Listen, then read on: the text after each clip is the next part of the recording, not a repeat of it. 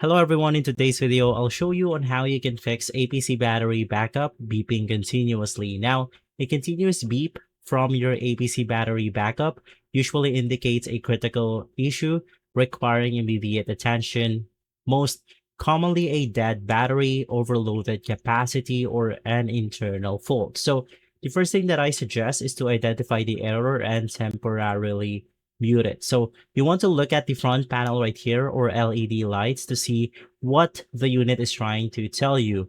To temporarily stop the continuous noise, you want to quickly press and release any button on the front panel right here. So, or you could just press and hold the power button for around 2 seconds on the select models or selected models until you hear a short beep.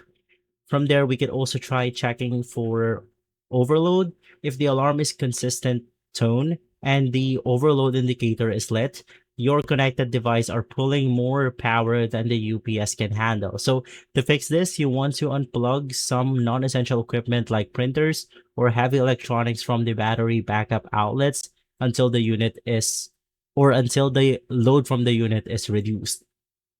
Now, the most common problem why this happens is that we have to test for a failing battery. So lead acid batteries usually last around 3 to 5 years. And if the battery is dead, failing or disconnected, the unit will beep continuously and display a replace battery error right here or a flashing red light. So of course, the fix is just to replace the battery right here. Now we could also try performing a hard reset on our backup battery.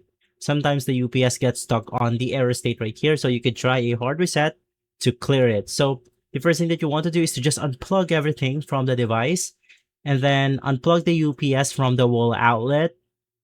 Disconnect the internal battery completely. And then you just want to press and hold the power button right here to drain the remaining power from the circuit. Now, right after, wait for around 1 minute.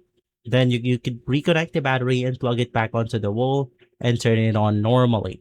From there, this will go ahead and hard reset the device itself. That might fix error codes. If this video has been helpful, leave a like, subscribe, and follow us for more videos like this. Thanks for watching.